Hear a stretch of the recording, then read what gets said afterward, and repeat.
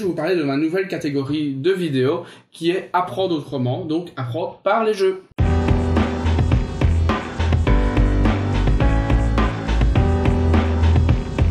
Aujourd'hui, je vais vous présenter différents jeux de manière assez résumée et par la suite, vous pourrez découvrir dans des prochaines vidéos l'explication plus précise de chaque jeu, de comment l'utiliser avec votre enfant et n'hésitez pas à vous abonner pour les découvrir.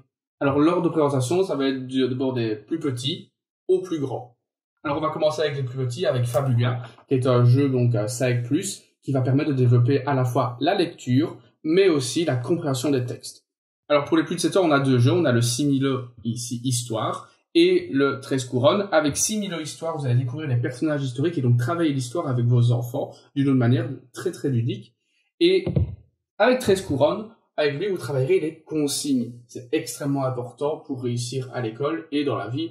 Pour les 8 ans et plus, on est sur Trails of Tucana, qui est un jeu qui va permettre de se repérer dans l'espace et travailler la spatialisation grâce à une forme de chasse au trésor. Et pour les plus grands, les 10 ans et plus, on est sur Little Jam, qui est un jeu qui va permettre de travailler à la fois le vocabulaire et l'orthographe, soit dans la langue française ou dans une langue étrangère, si vous voulez travailler l'anglais ou le néerlandais avec votre enfant. Maintenant, je vais vous parler d'un jeu pour les tout petits, Fabulia. C'est un jeu utilisé par Lifestyle Game et les auteurs sont Marie et Wilfried Faure. C'est un jeu pour 5 ans et plus pour des parties de plus ou moins 20 minutes entre 2 et 6 joueurs. Si vous souhaitez l'acheter, vous le retrouvez dans les liens sous la vidéo et il est aux alentours de 25 €. Dans ce jeu, vous allez développer 3 compétences principales. L'analyse, la lecture et la compréhension de texte, puisque l'enfant va devoir faire des choix de personnages en fonction du récit qu'il est en train de lire. Et il va essayer de faire les choix les plus adaptés par rapport aux informations de l'histoire. Ce jeu a l'opportunité d'offrir à la fois un aspect compétitif et un aspect coopératif. Maintenant, je vous recommande en tant qu'enseignant de travailler l'aspect coopératif avec votre enfant afin de l'accompagner au mieux dans ce développement de compétences. Alors maintenant, je vous présente 6000 Histoire, qui est un jeu pour les 7+, de 2 à 8 joueurs pour une partie de 10 minutes. Alors vous pouvez le trouver aussi dans les liens en dessous de la vidéo et il tourne autour des 12 €.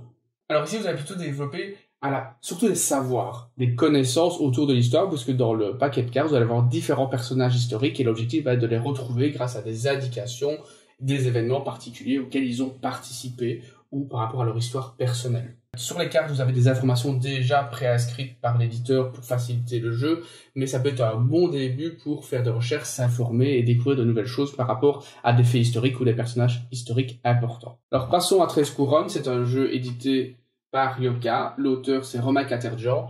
C'est un jeu de 2 à 5 joueurs pour des 7+, et des parties qui durent 30 minutes. On va développer une compétence essentielle dans l'enseignement et dans la vie de tous les jours qui est la compréhension de consignes. Dans ce jeu, vous allez voir que l'on va devoir appliquer de nouvelles consignes à chaque fois qu'une carte est posée. Et ici, les consignes ne sont pas formulées sous forme de texte comme dans les cours traditionnels, mais sous forme de symboles, ce qui permettra à votre enfant de travailler sa compréhension des consignes. Alors je vous présente Trails of Tucana, qui est un jeu de Ellie Svensson, édité par Matago. Il est conseillé pour les 8 ans et plus, de 1 à 8 joueurs et pour des parties de 15 minutes. Alors l'intérêt de ce jeu est qu'il va travailler la spatialisation, mais aussi tout ce qui est lié au calcul. Donc dans une première phase du jeu, l'enfant va devoir se spatialiser sur une carte, puisque c'est un trail, donc il va avoir un voyage sur une île. Et dans la deuxième phase du jeu, il va devoir calculer ses points pour savoir s'il a gagné ou pas la partie. Alors, on passe à Little Jam, qui est un jeu de Andras Koupi, édité chez Yellow pour des parties de 2 à 6 joueurs, pour des jeunes de 10 ans et plus, et une durée de 45 minutes. Alors ce jeu va vous permettre de travailler des compétences liées à l'orthographe et au vocabulaire, puisque dans ce jeu, vous allez devoir créer des mots et les faire deviner à vos voisins. Il faut surtout souligner que c'est un jeu intergénérationnel, puisqu'il va vous faire référence chez les plus âgés, en tout cas au bon vieux Scrabble. Merci d'avoir suivi cette vidéo et n'hésitez pas à poser vos questions en commentaire, je me ferai un plaisir d'y répondre. À la semaine prochaine!